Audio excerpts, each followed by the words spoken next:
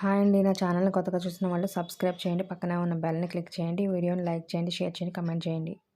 నాకు సపోర్ట్ చేయండి. ఇక్కడ నేను గోధుమ పిండితో దోసలు వేస్తున్నాను. ఒక కప్పు గోధుమ పిండి,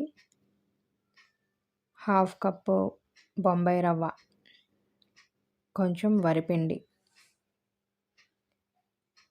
కొద్దిగా సోడా, కొద్దిగా పెరుగు అవన్నీ బాగా మిక్స్ చేసుకోవాలి. మరీ పలుచగా కాదు, మరీ తిక్కగా కాదు,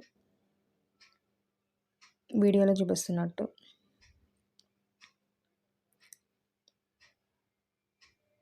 ఇలా దోస కింద వేసుకోవాలి.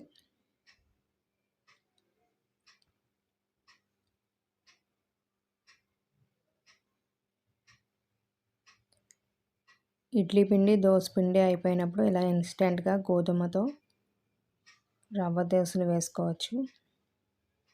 గోధుమ పిండితో రవ్వ దోసలు.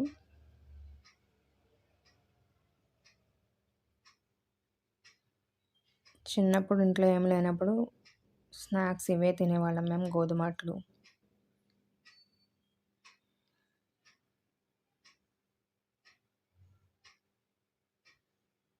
ఇందులోకి ఆవకాయ పచ్చడితో తింటే చాలా బాగుంటుంది. మీరు కూడా ట్రై చేయండి. నా ఛానల్ని సబ్స్క్రైబ్ చేసి లైక్ చేయండి వీడియోని. మరొక వీడియోలో మళ్ళీ కలుసుకుందాం.